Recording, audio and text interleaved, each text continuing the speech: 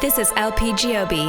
Listen up, children. You are listening to Femme House Radio. I said listen up, children. On Diplo's Revolution, Sirius XM.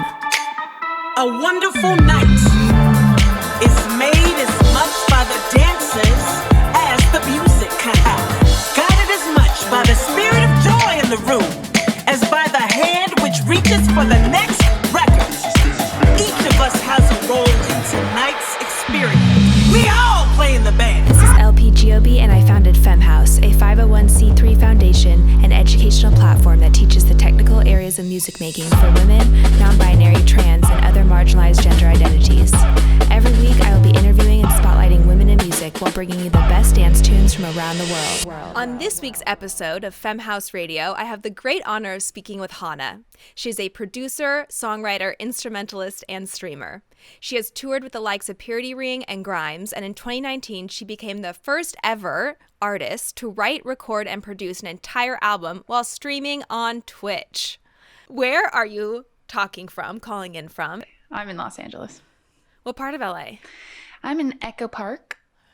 Okay, it seems to be where all the artists are.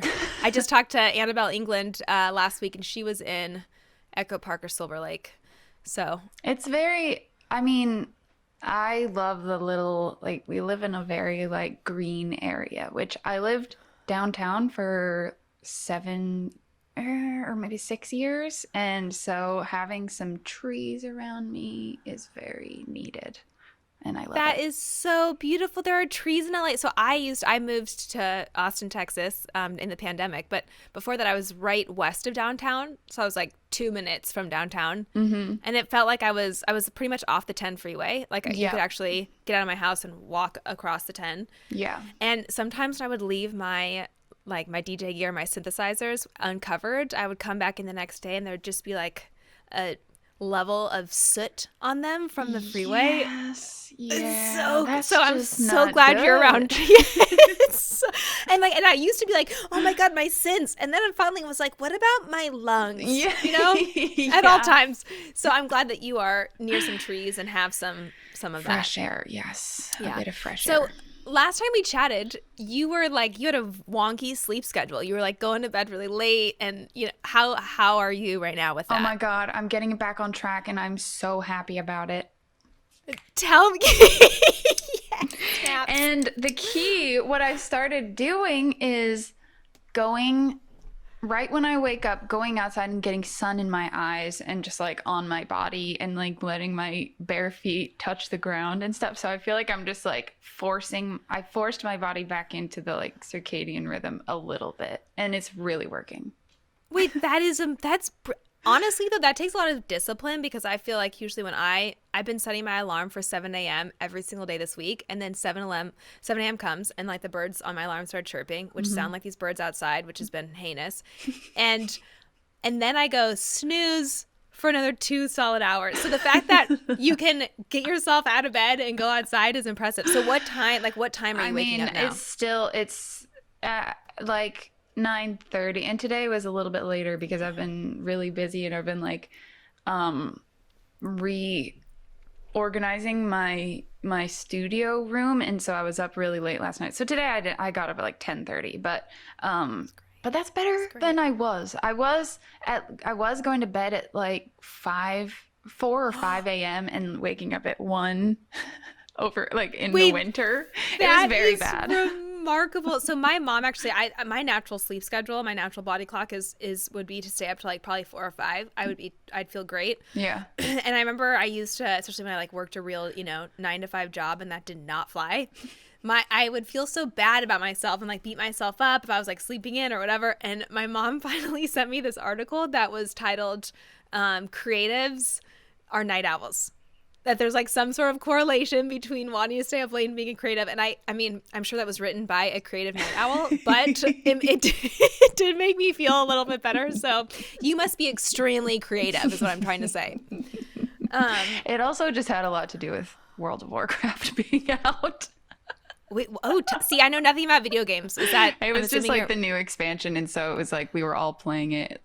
We all got a bit addicted for 2 weeks, and so it was not only me going to bed so late, but it was the fact that all of my friends were up, and I would be like FaceTiming with my friends at 4 a.m. and I'd be like, okay, y'all, we need to go to bed right now, all of us. That is amazing. So how many hours can you sit there and play a video game for? Like, what is your attention span? I mean, I think it just totally depends on the situation. Like with World of Warcraft, it's pretty fun when the new expansion comes out because there's a lot of new content, and like especially if we're all playing together, especially during the pandemic, and you feel like you have a bit of like togetherness. So I feel like we all went in a bit more than even normal because it was like it felt good to just be like running around in a world together with our friends, you know? No kidding. So that makes total sense. We would play it for a lot of hours, like most of the day. That is so impressive to me because I find that even like, I guess I'm kind of thinking about there must be some similarities between producing music and playing video games. You know, you're staring at a screen, you're like trying to make something happen. Yeah. And my attention span for that is I have to do like 2-hour chunks and I have to like stand up, walk outside. Yeah. So, but like honestly, I wish that I could be a little bit. I know people like, you know, they're like studio rats and they can get in the studio and just like be in there for 10 hours. I would lose my mind. So I feel like maybe you have a better inkling, you know, towards that. I don't know. I feel like what you're describing sounds way better for you. Okay, so I read that you first started releasing music in high school. Yes. Yeah. How in the world? Tell me about that. How were you releasing it? How did you? When was the first time you made a song? How did you even know you could do that? Like, this is amazing. I first, well, okay, so, I mean, I would make like joke songs with my sister and my best friend all the time. But then the first time that I wrote like a real song that I was like writing down, or you know, I was just like, okay, my parents won't let me date this guy, and I was like feeling very angsty, and I just sat down with my guitar and I wrote a song, and I was like 14 then, or maybe 13. I think it might have been 13. And wow. And I was just obsessed with playing. I was obsessed with playing shows and just like anywhere that I could go and bring my guitar and play. Like I remember, or did you have Borders books? Do you remember Borders bookstore? Yes. Yeah. Whoa, that's a flat. Yes, I hadn't thought about that in a decade, but yes. Yeah. So I used to do concerts there like monthly, and I would play at the farmer's market for like 5 hours. And what? Pretty You much could play for 5 hours at that age? I don't know why or how, but that was just like, you're a prodigy. I mean, it was really, I think money was a motivator because I would do it and I didn't have to like get a job because I just like 5 hours at the farmer's market, and it was just me playing like Radiohead covers and like Linkin Park covers. And, this is amazing. How did you learn? Are you one of those people that can hear a song and then boom, know it and play it? Because I see you on your Twitch stream. I see you doing cover sometimes where you just with your guitar and you cover songs and people are requesting them in and you seem to be knowing them on the fly, and that blew my mind the first time I watched that. Well, there's certain songs I feel like people know to request because they're ones that I've done in the past. I usually do have to like go and kind of look it up. I can't really do it by ear that much, but yeah, that's kind of how I got started. I feel like you might be modest right now because I've seen the stream and it's extremely impressive. Wow, so that makes sense. You've been doing that for that long. And so how did you actually release a song? You know, because I think that a lot of people don't know the actual steps to putting a song out there in the world. It was I mean, it's just kind of a crazy situation. So I was like 15 and I played a show. I was born in Georgia, but I grew up for the most part in Montana. And so I was playing a show. I was a junior in high school, and somebody was there that was there for a high school reunion and literally took a video of me on a camcorder and brought it back to LA and showed their friend who was a music producer. And then they called me and wanted me to come to LA and make music. You get out of here with that story. This is like literally, are we watching a movie? What is that movie with Lady Gaga? Honestly, this is like this is a Star is Born right now. It's just so funny to think about because it was such a different time. Like it was like before.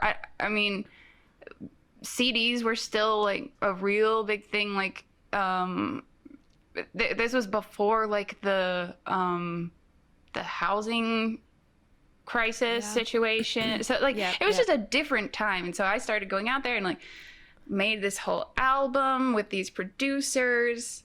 And then when I graduated high school, I moved here when I was 17 and then just kind of dove straight in and ended up like we shopped it around, but then I ended up putting it out independently and then just started touring. And then I started touring colleges. That became like my main thing just because I don't even know how I really ended up there. It was like one of my managers was like, oh, you should go and do this because you can make good money, which is true. So then for like 6 years, I was just like in a car by myself, traveling, playing like 150 to 200 shows at colleges a year. No. And so this was all like kind of singer-songwriter-y kind of thing. So it was just me, my guitar, and like a looping device. And so that was like 17 to like 22. I was just doing that, just like pounding the pavement. Who was going on the road with you? Did you have a tour manager? Or was your family with you? Like sometimes do you know Yasi? Yes, Yasi, I right? love Yasi. Yeah, like she came out with me once for a month. Like my best friend. She is a road dog, ride or die. Yes. Yeah, but for the most part, I was just by myself.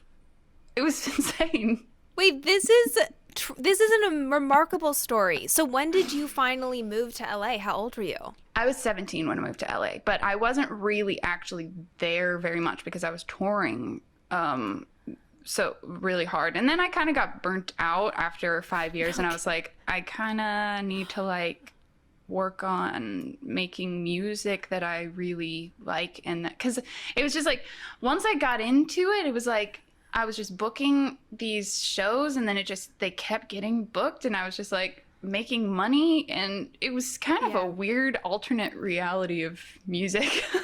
But then I realized after that long that I was like, okay, I don't know if I am artistically fulfilled. And I just had, I was like, I want to start experimenting with my music more. And then that's when I actually like stopped.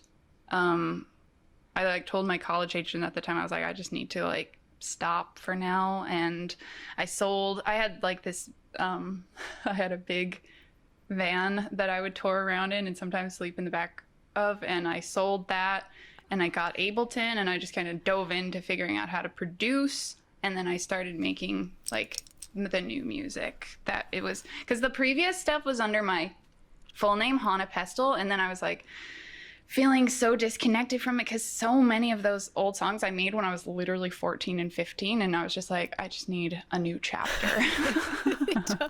Good for you. And so what made you want to, you're starting this new chapter and for you that meant like, I'm going to get Ableton. I'm going to like kind of dive into the production part of this. What made you want to do that? Because there are obviously so many amazing singer-songwriters out there that don't learn that part. So what was it in you that pushed you? I feel like it was just the disconnect that I felt when I would listen to my old music, even though, now I'm like, I look at it fondly, but at the time I think it was just like it was just so, I was so in it, being so in this like career that it didn't fully feel like it reflected who I was as a person, musically and like emotionally, just because at the time it was like two different producers working on my music that I had written.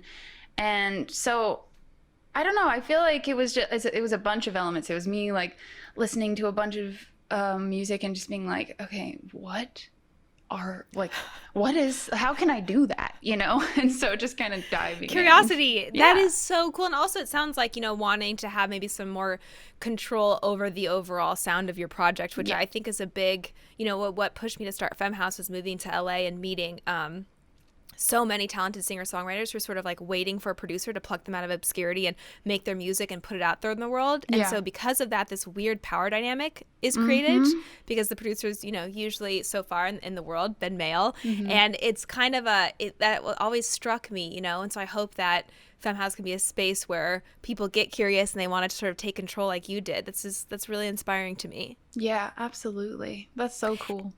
And actually, what was my very first moment of I want to produce is I was sitting in the studio. I was brought down to LA to join this all-female electronic band, and these guys from Daft Punk Arts actually were putting it together. And so I was learning how to like sound design on like their Moog Voyagers that were in the Daft Punk Pyramid Tour. It was nuts, just bananas. That's so cool. And so we were constantly in the studio with some really awesome producers.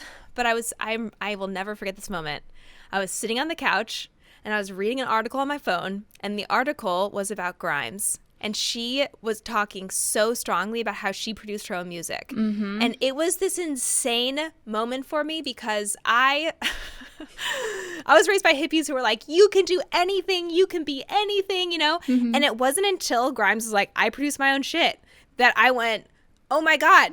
I didn't even see I've never seen myself in this role, so it didn't even occur to me that I could have it. And that's what I thought, what else do I not even think I can be, because there's no visual representation in that. And that was a terrifying and also very exciting moment. Yeah. And I know that, and so I started following Grimes on Instagram immediately after reading that article, and I saw Grimes post about you, and that's how I discovered you. She said, I'm starting a record label because I have heard the most angelic voice that I've ever heard in the world, and I need to support this music, and it was you.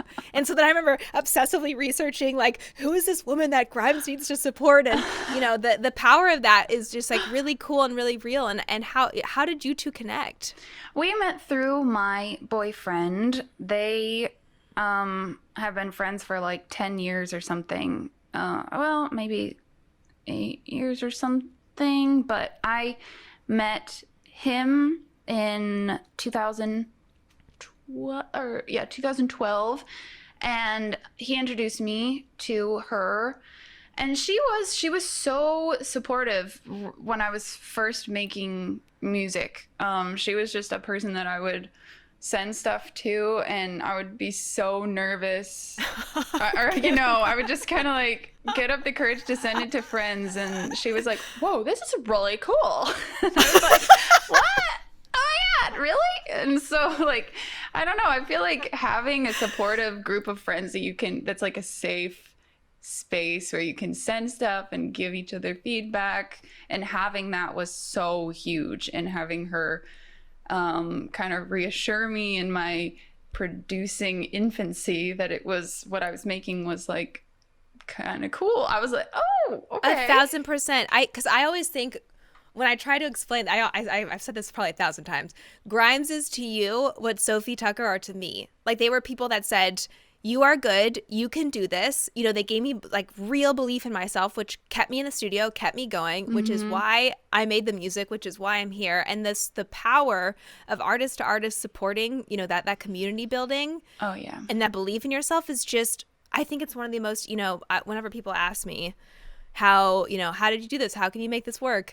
I like find a community that will support you, because you're gonna need that, and that is a beautiful, valuable thing. And it's so cool you found that in one of the coolest artists of all time. It's very cool. You were one of the few artists I knew who was streaming during pre-pandemic times. How has it been since the rest of the world moved online? How have you seen change on your Twitch channel, and how you interact with being online and putting on music shows?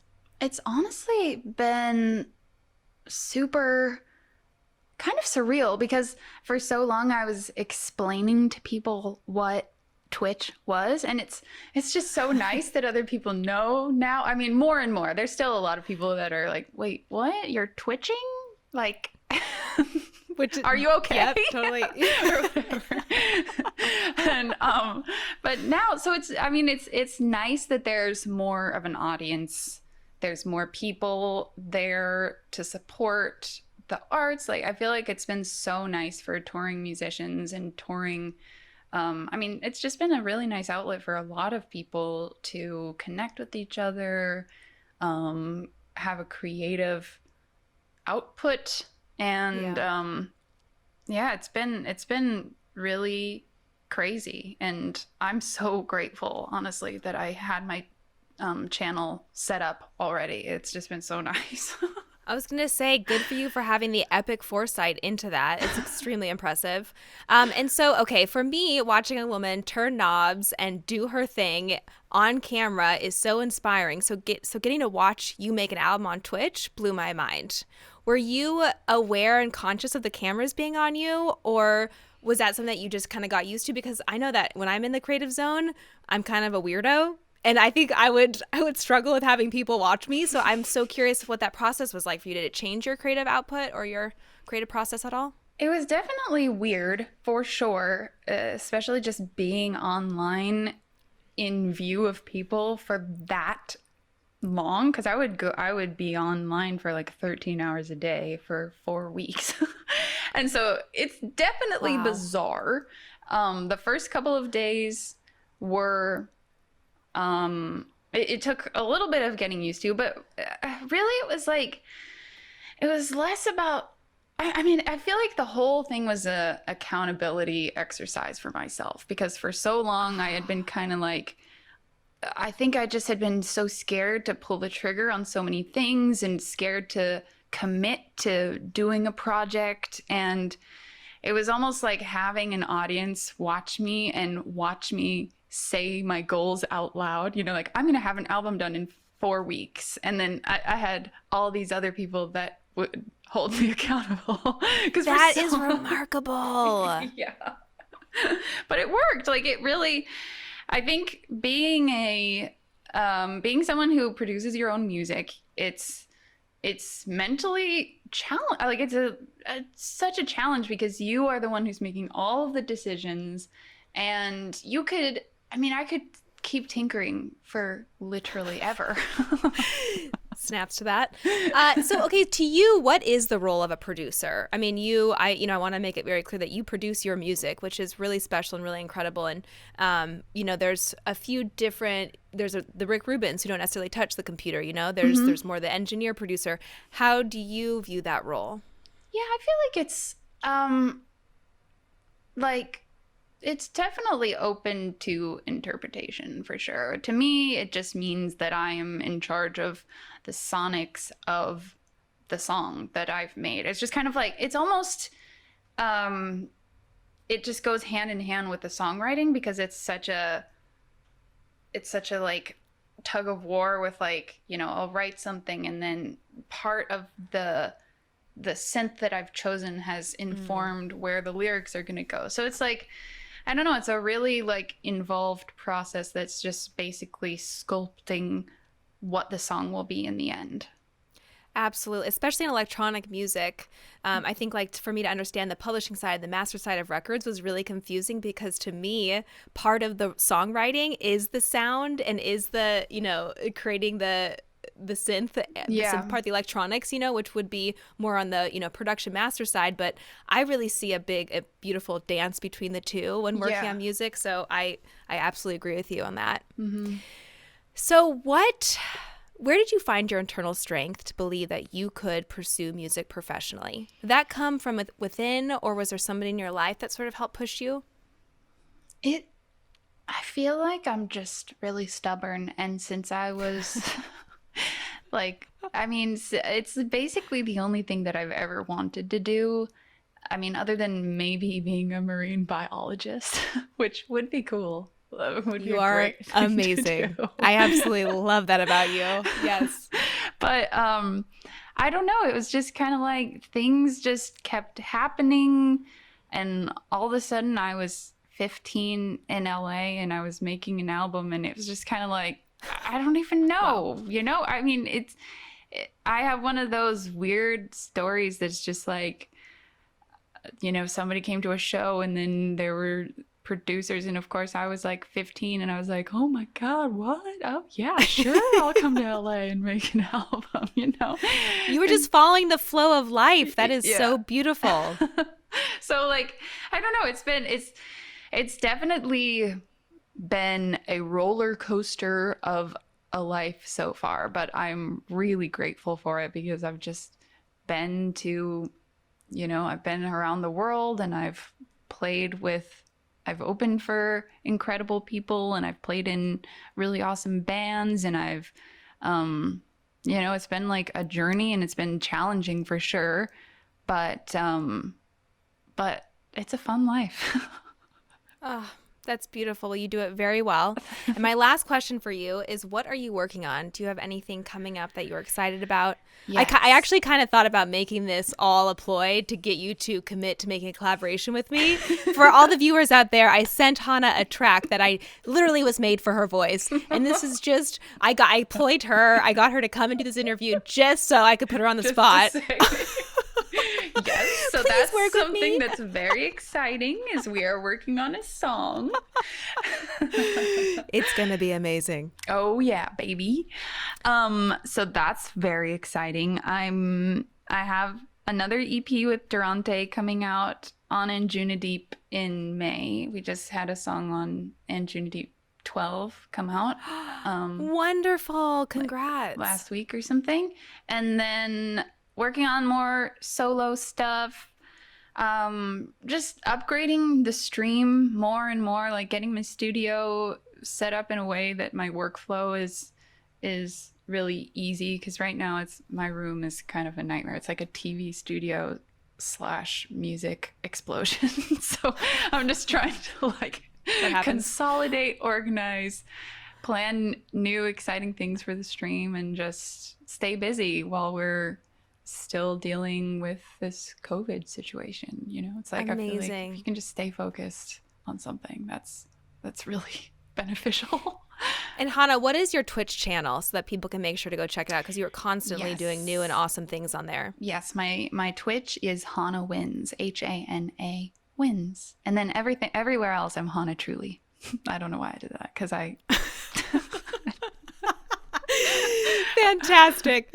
Well, thank you so much, Hannah. I am a massive fan of your work. It is really inspiring to see you out there singing, performing, turning knobs, producing, twitching, gaming.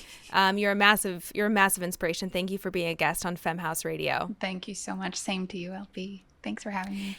Thank you. And what can we look forward to in your mix that you have coming up on the show? Oh, I included a bunch of my own songs. My song with Chami, my songs with Grimes, my Durante songs, and then just like a few of my favorite tracks from the last few years. So I play a lot of melodic house and techno and progressive house, but then I threw in some trance remixes in there, so it's kind of like all over the place, but I really like it. Fantastic. Ooh, I can't wait. Thank you so much. Thank you. Thank you.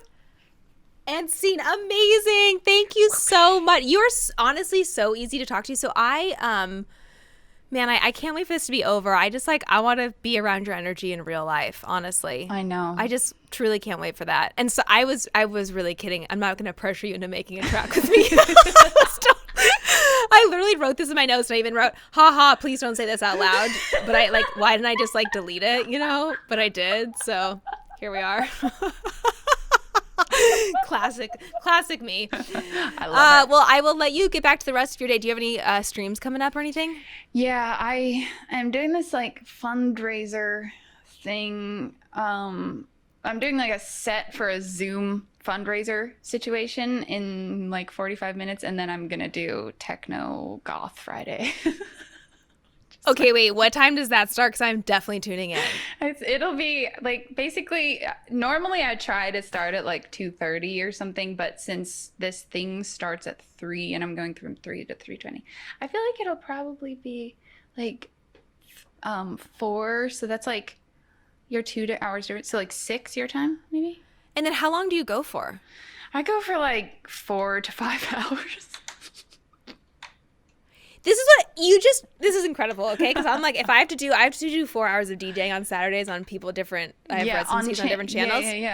Yeah, and I am like, I have to like kind of like, okay, you can, especially because when there are people there, I feel like 6 hours, amazing. Yeah. But when there aren't, so where do you find that energy from without the humans fist pumping and shouting? I literally feel like it's just like I'm missing shows so much. Like I was just getting into touring again this year and just like, and also it's an excuse to move around. Like, man, I'm so lazy otherwise. I love that you put these things in place to make sure, like, you know, you're staying committed to the things you want to do and you're moving. Like, good for you for figuring out how to self-motivate. Yeah, I have this, like, it's like a Fitbit, but it's a ring, and it, like, tracks my activity and my sleep. And it's so funny, like, just looking at my activity. And so I've been literally scheduling more DJ streams because I can see it on my activity. It's like, this day I did a stream, and then the other days are like down here. Okay, I just got an Apple Watch, and whenever I'm DJing, like I put on like the workout, like make sure I know like I'm dancing right now, just so like you can, you know, record this activation. Totally. Absolutely. Oh man. Well, thank you so much for taking the time to hang. I'm honestly so pumped about your mix. I'm really super fanning you right now, but I just adore you. So thank you. Thank you. Same to you. I'm just very excited. This is LP Giobbi. Listen up, children. You are listening to Femme House Radio. I said listen up, children. On Diplo's Revolution, Sirius XM. A wonderful night is made as much by the dancers as the music. Guided as much by the spirit of joy in the room as by the hand which reaches for the next record. Each of us has a role in tonight's experience. We all play in the band. I said, we all play in the band. This is LP Giobbi, and I founded Femme House, a 501c3 foundation and educational platform that teaches the technical areas of music making for women, non-binary, trans, and other marginalized gender identities. Every week, I will be interviewing and spotlighting women in music while bringing you the best dance tunes from around the world.